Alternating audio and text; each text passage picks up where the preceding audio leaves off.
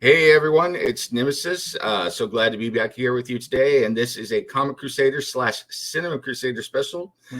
And with the release of New Mutants yesterday, which we are talking today, one day after the release of the New Mutants Blu-ray on the 18th of November?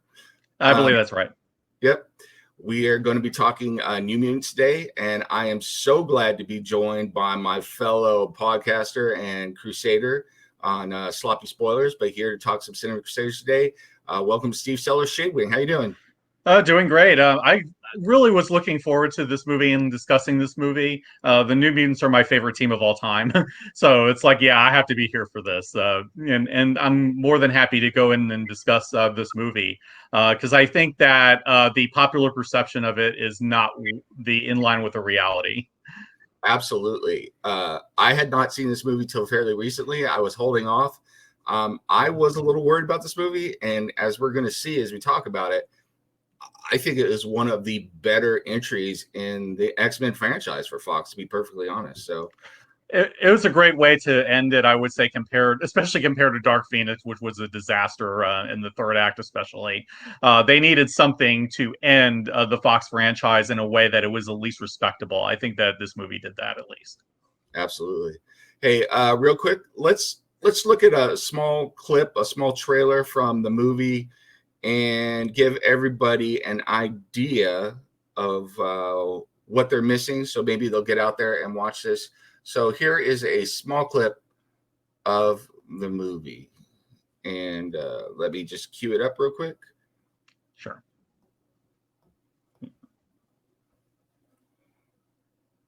Sorry about that. Little technical difficulties. Yeah, we'll get on board. Just kind of let you know. Hey, I'm learning this tool, so everybody, there we go. Can you see it? Yep. All right, here we go. Small clip of the movie. That's our girl. Oh. Actually, I think I shared the wrong thing. All right. So I hope you all excuse me. I am learning this new tool as we go. Let me share the right screen. Yeah, I will say that Anya Taylor-Joy is perfect as Magic. I would put her up there, like with some of the best castings that we've seen from Fox, including Magneto and Wolverine. She's that good. Absolutely. You know, and I did want to talk about the primary characters, the New Mutants, you know, briefly go over each of them, but I absolutely agree with you. I thought she was absolutely fantastic as Magic, and she's one of my favorite X-Men, along with Psylocke and Nightcrawler, and there's an Armor. There's a bunch, but yeah, she's cool, and I think that her depiction here was absolutely awesome. So, all right, hopefully completely on point. Yeah, got this right this time. Hopefully, see a black screen there, and here we go. It's hunting us. No, it's hunting Danny. Why, Danny? Because that's what she fears. Come on. Help me. All right, 1, 2, 3.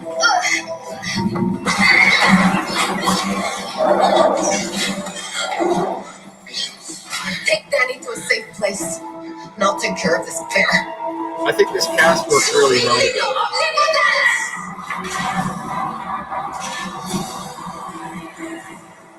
What are you going to do? I'm going to play with it. Get her out of here.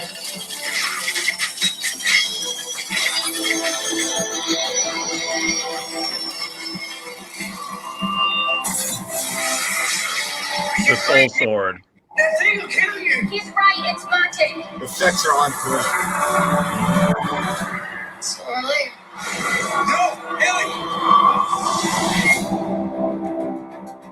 Absolutely on point. That is completely Magic in the comics.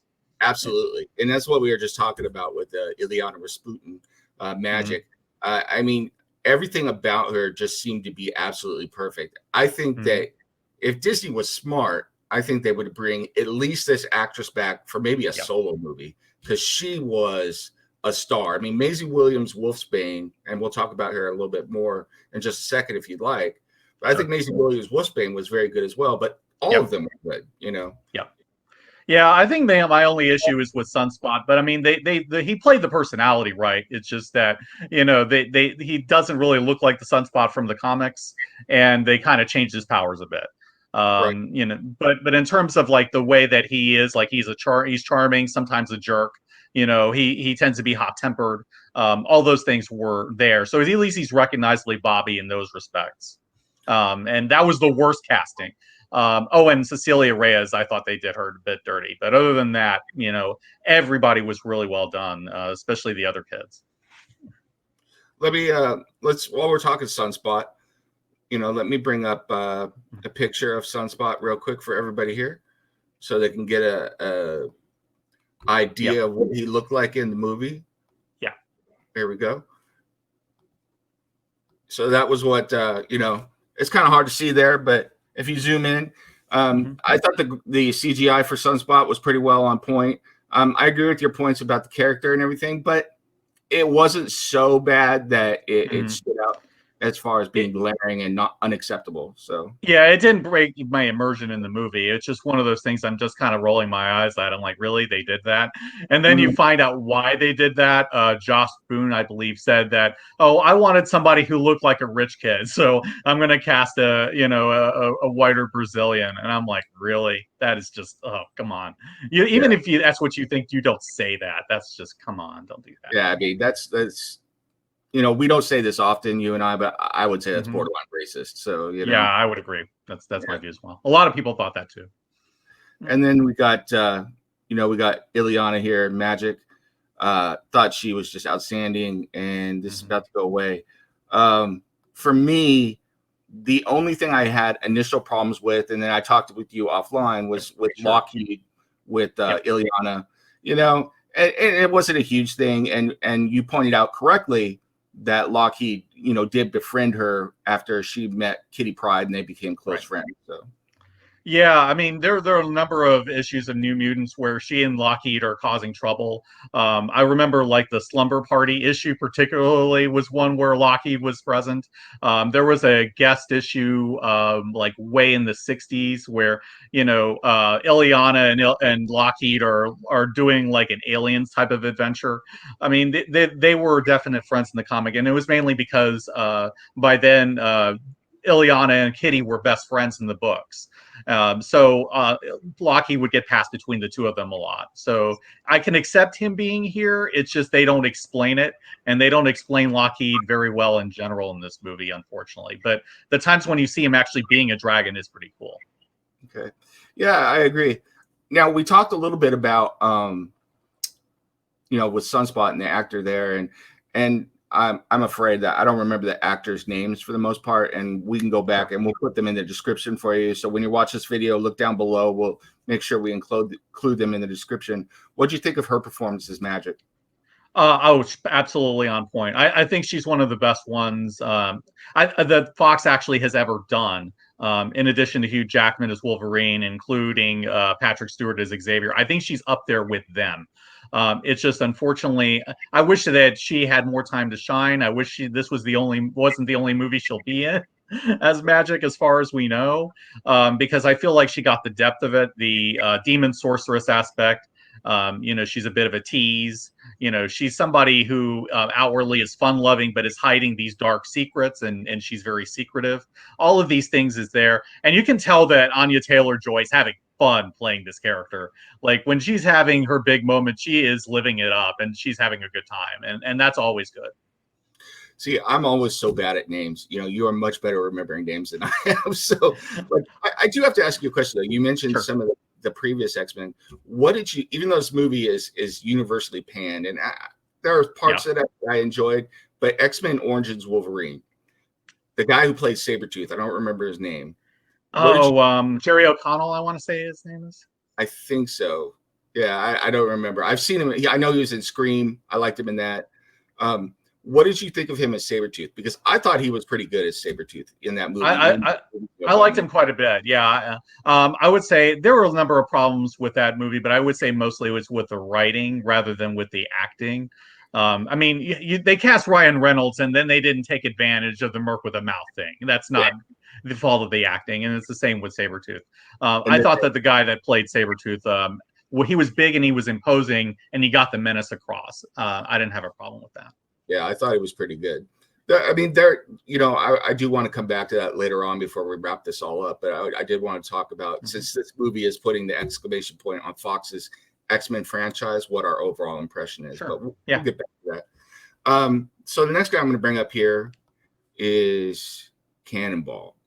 What did you think? Charlie Heaton. Yeah. What did you think of this character in the movie and this actor's performance? Sorry, everybody, it's a little dark. So.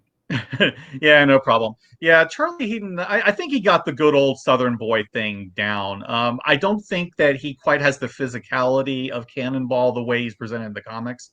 In the books, he tends to be tall and kind of gangly, and, a bit awkward looking. We don't really see that with him. He seems to be a bit shorter. But in terms of the way that he played him, I think for the most part it was okay. He seems like the nice guy, which is what Cannonball is in the comics. I would say, like, the only thing that I would say is, like, they kind of play him a little too dark at times. Like, they draw on the actual history from the comics where, he was working in the mines, and, his father was killed, and he had to, like, be the older brother to all of these younger siblings, and, he had to support them. That all that's kind of accurate. But they kind of play him more in terms of a survivor's guilt more in a way than he's been shown in the books. I like Cannonball as a little bit more optimistic than that, but I guess they were trying to play up the horror elements and make him really damaged by this so that they could play for the horror effect, and that's fine. I mean, for this version, right. Overall he was all right. I wouldn't say he's an absolute standout or like somebody who inhabited the role in the way that Ileana did, but.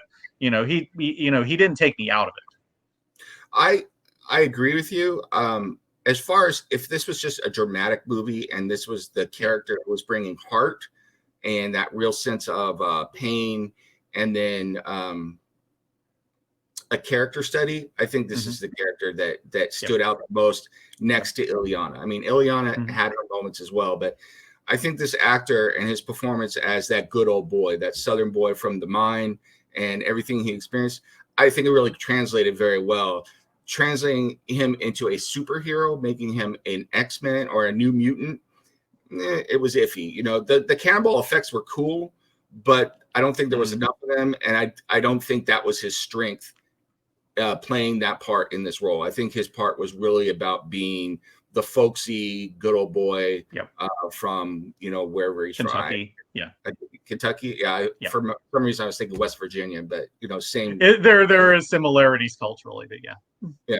So, all right. Let's get to the next one. I'm gonna save the kind of the big character for last. Let's go to Wolfsbane. All right, and here she is, and she's with Psych with.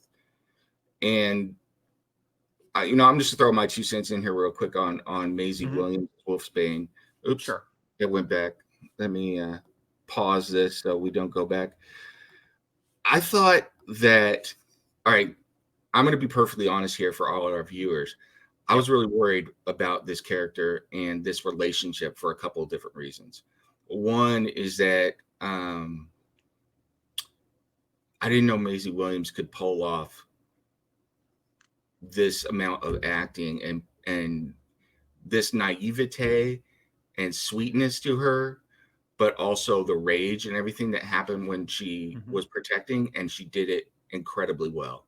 And the Wolfsbane effects felt really comic accurate, and that is so important for especially an X-Men film.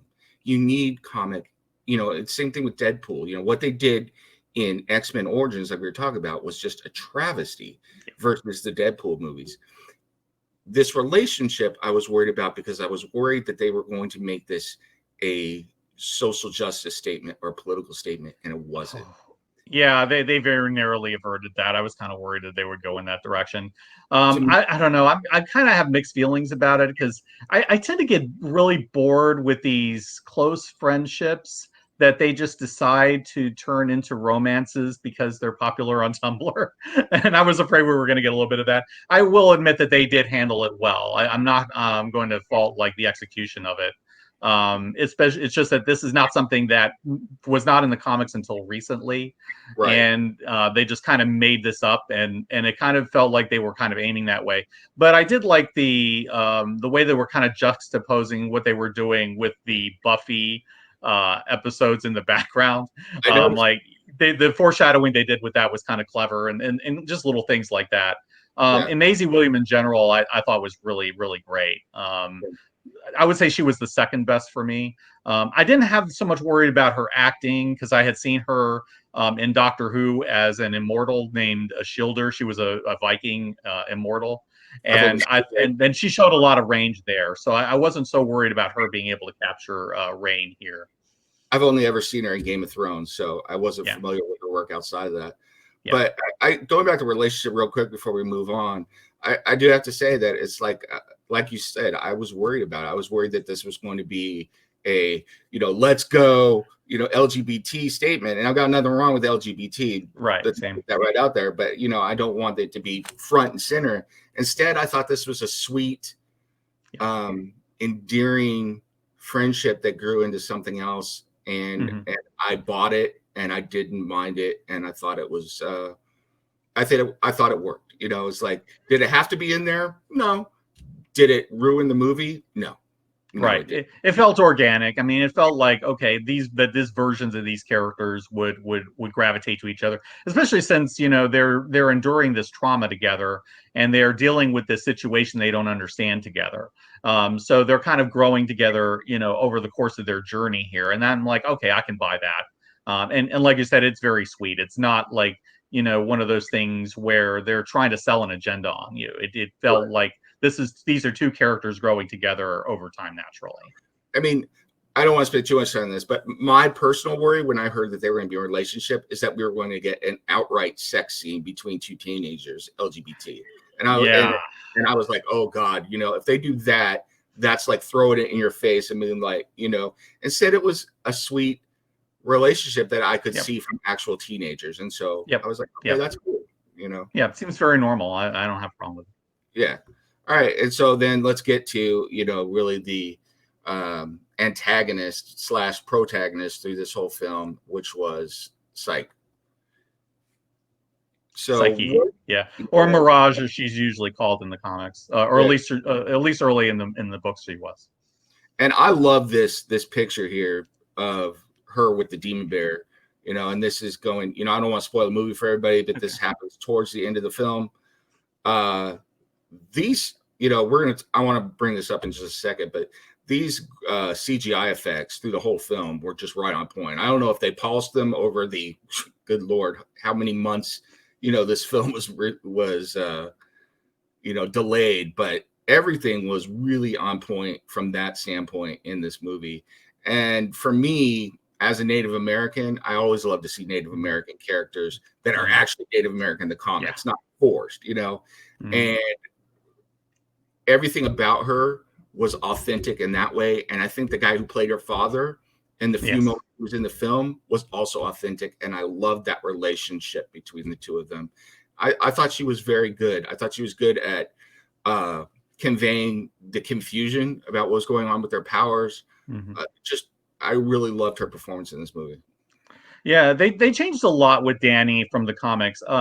They play her here as more every girl, which I guess is okay. She was a little bit like that in the early issues of the book.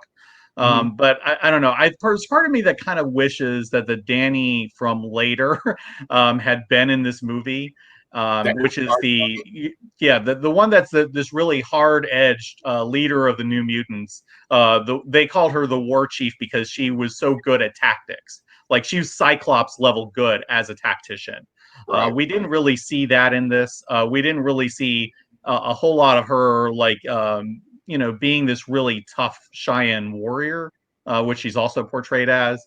We did see her gradually become stronger though. Which I really kind of like that. She kind of starts off getting victimized a little bit, and then she stands up for herself, and then we start seeing flashes of that version of Danny, which I really, really enjoyed seeing that.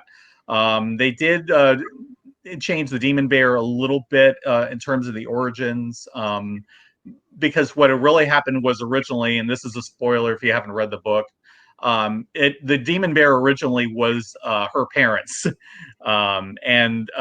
so they're freed from that, and then they're just been cursed, and they're been victimized by this thing, and they rescue the parents, but they never actually explain what it is. But I felt like visually they handled it well. Like the Demon Bear looked like it came out of Sienkiewicz. It really was that good. I think the actress was fine. I thought Blue Hunt, I think her name is, did a good job in like conveying the character that she played. And there were times when she definitely pulled off the Danny from the comics, and that was always good to see.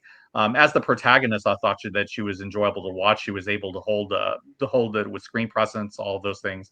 I really didn't overall have a problem with her.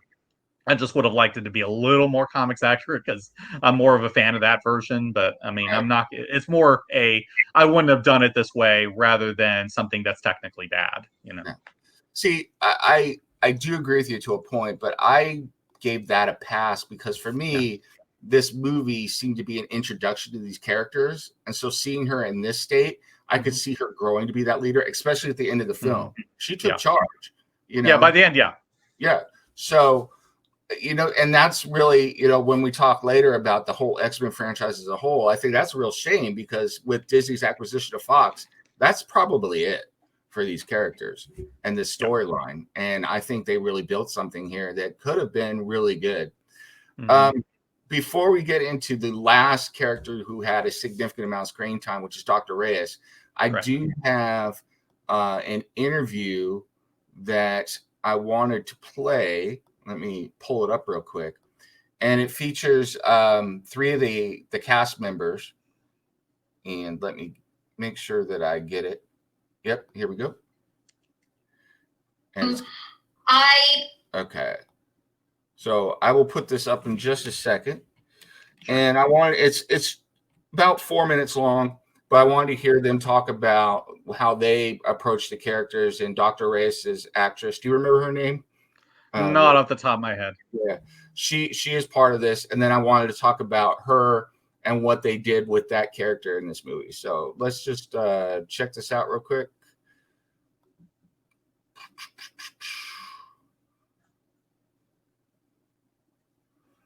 Oh, hold on. Sorry again, everybody.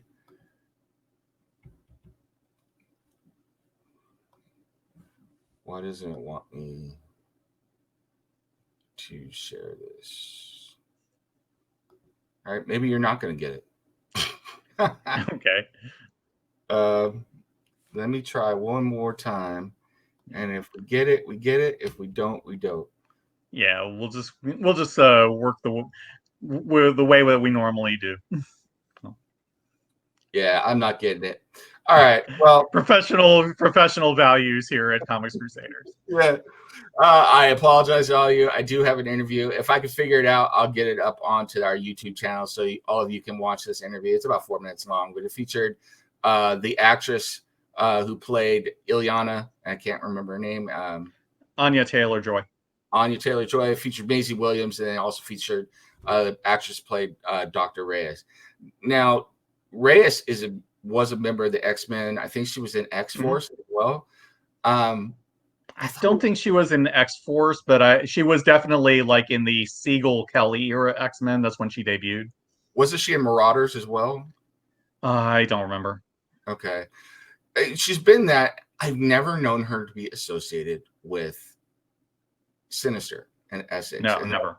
That is the big, spoiler alert, that was the big bad guy behind everything, which was Essex Corporation, which all of you out there know, I'm sure, which is Sinister.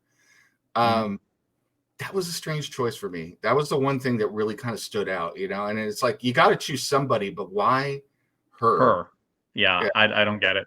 I think they wanted somebody who was associated with the X-Men so that they could pull off the, I guess, the twist that she turns out to be a villain. Surprise! But I just, Oh no! Don't tell me. Okay. No, I was just checking my connection.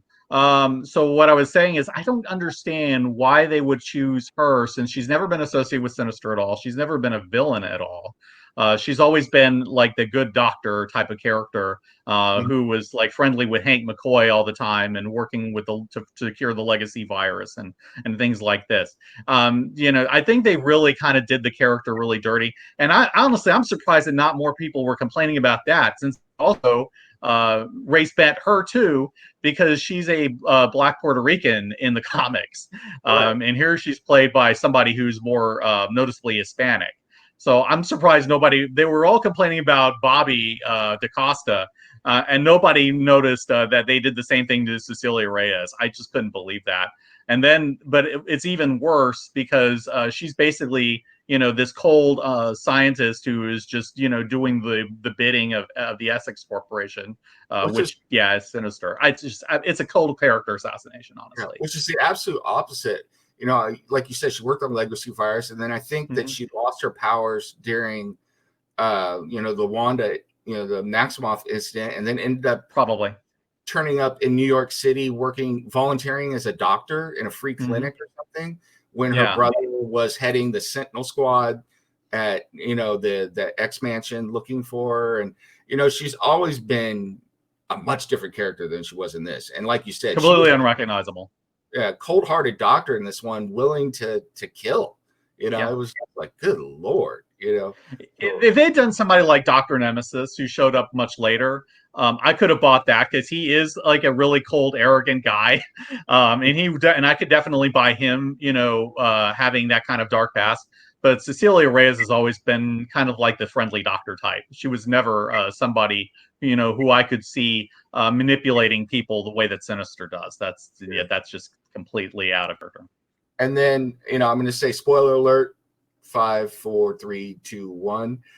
The way that they got rid of Cecilia Reyes in the movie, it was almost like the writers just put their finger in a Marvel book and said, which character are we going to use? This one, used her for a plot point, and then conveniently got rid of her. Because basically gobbled up by the demon bear and is eaten and gone in like 2 seconds. So which was crazy. It's just absolutely ridiculous. So that was my one real sticking point with this movie was that, here is Reyes, and the way they presented her and everything, it just didn't really hold true, and it was not comic accurate, really in the least, She was a Cecilia name only. I mean, this is really one of like the worst portrayals I've seen in a long time. And honestly, it's like it's not even the concept. Like the idea of the twist is great. I love it. The idea that Sinister is behind all of this, and the Doctor is just working for him, and you think that she's a nice, friendly X-Man type. And then she turns out not to be. Okay, fine, but you needed a character who could sell that, and Cecilia Reyes just is not that character. The only thing that I could possibly see that maybe hit the cutting room floor that explained it a little bit is that at one point, Mirage, they were giving this idea that she could see into the people's minds and see what the worst fears are. And they gave us a little tiny glimpse of Reyes being captured, presumably by Essex Corporation, and experimented on. And maybe she got turned or something like that. But it's like, you really need to explain that, especially for those of us who are familiar with the characters and everything, and show us some more of that, because then I could buy it. If I could buy that Sinister manipulated her and, did something to her so that now she's working for Essex. Okay. It's a twist from the comics. It's different than the comics, but okay. I'll buy that. Yeah, it's just this is just really an execution problem, and this is really like part of the problem too. Is like there's just not enough time to get into every little aspect that we would like to. There's a lot of stuff with Magic's past that I wish that they got into, and we never got to see enough of it. Things like that. I mean, we would like to see more about the Demon Bear and why the Demon Bear went after Danny in the first place, but we really don't see that. It's never explained in the comics that well either. But it seems like they cut a lot of things out, and maybe like some of the other scenes that we would have needed were in the cutting room floor. But it just seems like in what we're given, it seems like we're not given enough to really be 100% satisfied. Now I got a question for you from a writer/fan standpoint. Yeah. If instead of doing something like this, where they changed an existing character and turned her, 180 degrees around into a villain or whatever, in a comic book movie, any movie, and then specifically this movie, if they created a brand new character, a brand new mutant, and use it, would you be okay with that? Yeah, I wouldn't have had a problem if they created a character for that purpose, or found another character who fit better. Like I said, Dr. Nemesis would have worked, or at least it would have worked well enough for me. But if they had created like a brand new character to fill the role, and she happened to be played by this same actress, yeah, fine, go with it. Okay, yeah, I was thinking about that myself. It's like, and what would the reaction be, out in social media? I don't know. I could see it going either way, but personally for me, I feel like you. If it's like, you're doing the movies and you can't find a character in the comics that fits what you want to do with your storyline, create a new character. Yeah, nothing's stopping you from doing that. And there have been plenty of characters that, became big time comics characters. They started off in the movies.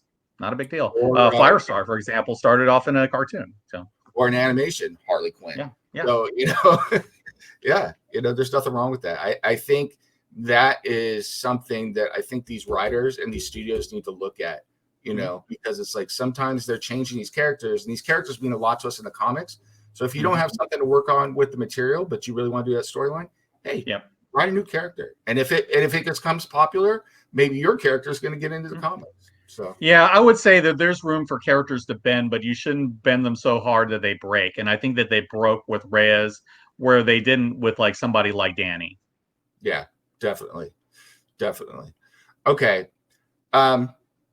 Wrapping up our thoughts on the X-Men franchise, and then we'll go ahead and give our grade for this movie in particular. This is an exclamation point on Fox's X-Men franchise. Started all the way back in the 90s, I believe. Was it the 90s or 2000s? I don't know. It's been so early long. 2000s. Yeah, it might have been 2000 exactly. Yeah, because I did go back and look at the original X-Men movie like a long while back. Yeah, I remember being in theaters for it and just geeking out because I was like, X-Men on the screen. Oh my God, And then you go back now and you watch it and you're like, but that's a whole other a long discussion. But that's a whole nother podcast. The X-Men franchise. Yeah, as far as the X-Men franchise and Fox as a whole, what do you think? And I'll put my thoughts out first. I'll say that I think Fox had a lot of hits and a lot of misses, and it was kind of like up and down. I think that it was brave of them to bring X-Men in the first place because it was a team concept, and then bring mutants, and I think people loved it. Some of the movies are just really abysmal, and which was sad, and I don't understand why. But I think some of them were pretty darn good, and I think they get attacked because we've been spoiled so much. We've gotten I would say there's definitely a certain amount of unfairness there. Yeah, we've gotten so much of it. It's like, were there problems? Yes. But were they enjoyable to watch? Yes. So, one that I would definitely put in there is X-Men First Class. I see people hating on that movie. I thought that was pretty good, and I like Michael Fassbender as Magneto, Same thing with X-Men Apocalypse. It's like, there are a lot of problems with that movie, but was it fun to watch? Yeah. Was it fun to see Psylocke on screen? Hell yeah. So I think that Fox did its best. I think they didn't really know how to manage the franchise over all of these movies. I think they were kind of overwhelmed with it. And I don't know, and then the Deadpool stuff I love, but I love Deadpool. We'll see what Disney does with it. I don't have a lot of faith right now that we're going to see a ton of X-Men stuff, which is kind of sad for me. But that's my thoughts on X-Men in the movies. Yeah, I'm not that far off from you. I think that it was generally pretty good. There was more good than bad, I would say, for me. But there are definitely some real garbage fires too. I mean, not just Dark Phoenix, obviously, but X3. I hated X3. X-Men Wolverine Origins. I like half of it was good, and then it just became a dumpster fire by the end, especially with Deadpool. They ruined that one. Yeah, and so I can definitely and Apocalypse was a bit disappointing. They built it up really well, like in Days of Future Past, and then they kind of ruined that. There are definite points where I think they completely missed the boat, and I think part of it is, and I found this out by reading the book on the X-Men animated series, that they took most of their cues from the cartoon. They did not read the comics. And I think that shows. That definitely, like, that explains everything when they came to this. This is why they were doing all the black leather stuff. They just thought, oh, it's it's just a cartoon for kids. Let's we're gonna make it serious. I didn't really care for that, for example. But there are definite movies that I adore. Like I adore Days of Future Past. I adore Logan. The Wolverine movies actually got better from movie to movie. Like the Wolverine was perfectly an entertaining movie. It deviated, but it was fine. The problem I have with that movie is that Silver Samurai didn't feel right. Just didn't feel right. Yeah, they kind of messed up with that character. I did like Viper. I thought she was fine. I like that they were trying to use the Claremont Miller limited series as their source material for that. I wish they could have used it a little bit more from it, but at least they got the scene where Wolverine goes into the trapper and basically punishes the hell out of the guy for hitting the bear with a poison arrow. That was straight out of the book, and I'm just like, yeah, those kinds of moments you live for. First Class was really good. So I would say, and even like X-Men 1 and 2 are pretty solid, even though it has worn off some of its charm over time. When I originally saw the first one, I liked it. Was one of the few movies I saw more than once in theaters. Like I think I saw it like 2 or 3 times because I just loved seeing them on the screen. And then the magic wore off, and then you start seeing the flaws. It's still a good movie overall, but it definitely has not aged well. Certainly 20 years have not been kind to it, but you can definitely see the foundations. You can definitely see that they got the casting right. Things like that. I'll say that the Nightcrawler scene at the beginning of X2 is still one of the best things. Oh, they nailed Kurt in that movie. I love Kurt. He's one of my favorite X-Men. So seeing that they got that actor, Alan Cummings, I thought did a really good job playing him.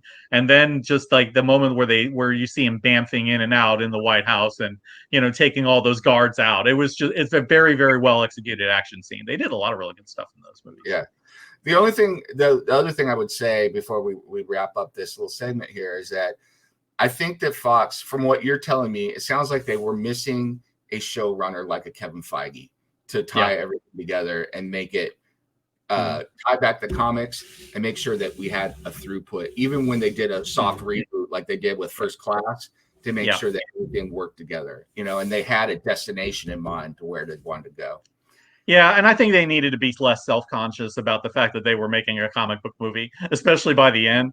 Like at first, I mean, you can sort of say, okay, they're trying to make it cool to get the normies in, but I mean, by the end, they were already accepting the fact that people were wearing brightly colored costumes because we'd seen it in the Avengers by then, and they just would not move with the times in that respect. Like people are already kind of accepting it. Why are you still going around having them wear black leather all the time? So I would say that if they had done that and they had somebody who could have a coherent vision for the whole line, I think they would have done better. But there are definite moments. Oh yeah, and the Deadpool movies are awesome, both of them. Especially the first one I really love, but the second one I think they did a really good job of following up. And if we're being honest, let's look at the first Deadpool movie. Yeah. The reason that movie sells so much is because you honestly believe that Ryan Reynolds is Deadpool. Yeah. And then you look at the second movie and they brought Juggernaut to the screen. That's Juggernaut. I still play the Juggernaut song from the end of that movie. It still makes me laugh, and it sounds like really epic. The sound. This should be the kind of song that you should hear. Juggernaut. Smashing things too. It's just great. It was absolutely outstanding.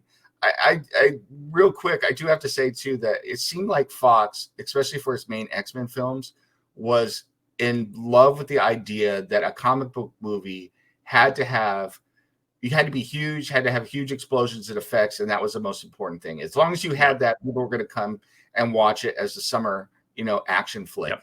Sure. And that's why New Mutants was so different, and why I appreciated this film, because it was such a small movie, a small cast. Wasn't, it was basically filmed in one building, but it worked.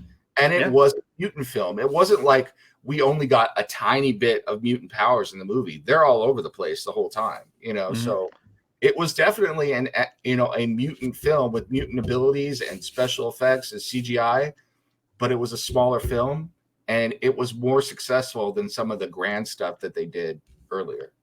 Yeah, and I think that's one of the things that shouldn't be lost. I will say that I love the locations for New Mutants. I thought that particular set that they used, I don't know where they filmed it, but I mean, it's like you want to explore that place. Some of these blown out buildings. Feels like there's a history there, and you want to know what it is. And I thought that they really did a good job with that. Abandoned, I think it's an abandoned school. Okay. In Massachusetts.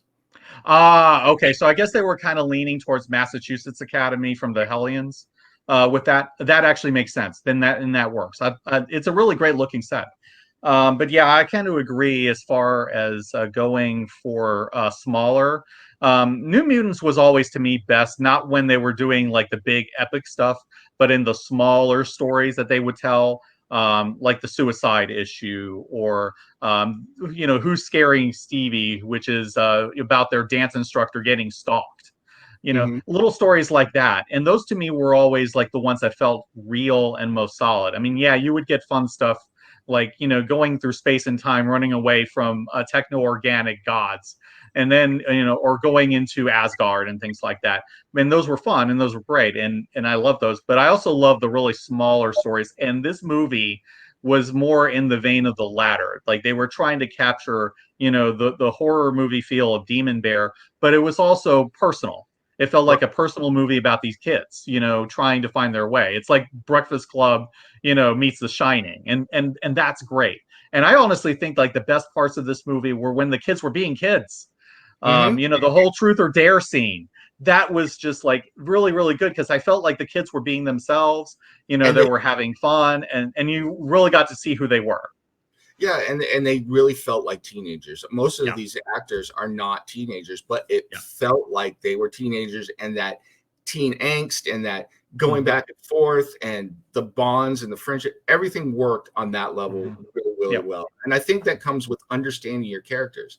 It's going to be hard to have a small movie with someone like Thor. Thor doesn't lend itself to small movies, but with somebody like Daredevil, you could have a movie, or somebody like just any number of characters, in this movie I think worked that way. So yeah, I mean, it's really due to how flexible the concept is and how good the characters are, so that you can really throw them in almost anything and it works. Read the Claremont comics and you see how versatile they are. It's just amazing. And I do have to give a shout out. I watched the credits, and they did give a shout out to Claremont in there. That doesn't always happen, so kudos to Fox for that. So yeah, they mostly did a good job. The only thing I will criticize them for with that was spelling Bob McLeod's name wrong. I think they may have mounted of a molehill a little bit with the reaction to that, but at the same time, he did deserve more credit than that. He did co-create the original 5, or at least the original book, and he did do like something like 8 or 9 issues early on.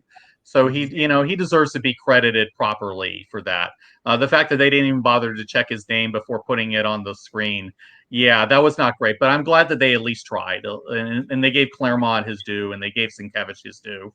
And Sienkiewicz, I think, was fairly well involved in the movie. So yeah, I don't have a problem with that.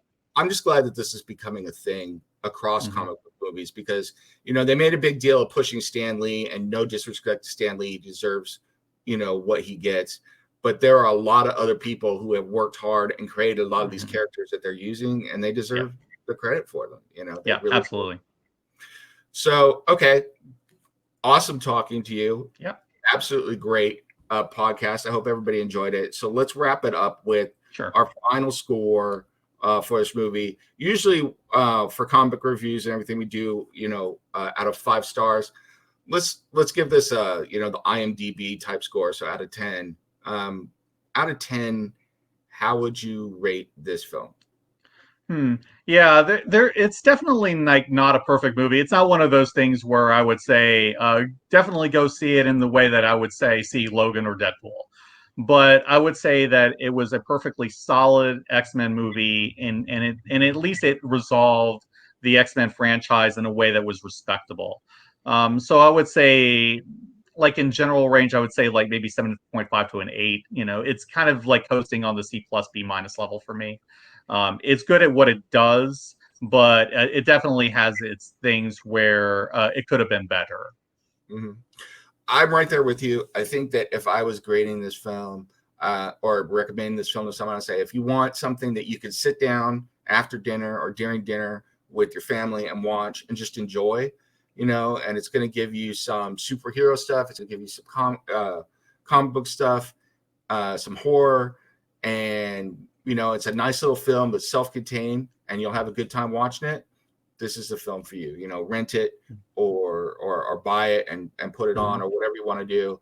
And I was going to say about a 7 out of 10, you know, which is a solid score. And I think it's a good way to end. It is a good exclamation point for this franchise. And honestly, it made me a little sad that it ended, because I would have liked to see more. I really would. I would have liked to see a lot more. It needed a lot more. I mean, there's so many unanswered questions that I wish they would get to, and I would love to finally see Sinister as a villain in an X-Men movie. They keep pushing it, and you never see it. And the most we see is Essex Corporation and like a diamond, and that's about it. You know, I would have loved to see all that eventually, and I don't know if we ever will. But how cool would it have been? I doubt it. You know, everything that he did, and then the storyline with Jean and Scott, and, you know, it would have been really cool. But yeah, unfortunately, well, I can't say unfortunately. We will wait and see. Let's be hopeful and positive. Yeah. So, yep. All right. Well, thank you very much, Steve. Shadewing. Do you want to give a shout out for your for anything, for your Twitter or anything? Well, yeah, you can find me at Shadewing. I'm usually most active there. And, you know, beyond that, I would just say it's been a pleasure being here. I love talking about these characters. These are some of my all-time favorites, and, you know, you're never going to find me far away from the New Mutants. Awesome. And yeah, you can find me on Twitter at Nemesis FC2. Sorry, I didn't have the banner going today. I was kind of like rushing around this morning, got up late. But yeah, you can find me on there. I'm usually bannering back and forth with Shadewing and the rest of the Comic Crusaders. Make sure you check out comiccrusaders.com and our YouTube channel. Hit like and subscribe down below if you like it. And check out New Mutants. You know, it's definitely a film worth watching. Absolutely. Cool. Hey, we'll talk to you guys all later. And on behalf of both myself and Shadewing, we're out of here.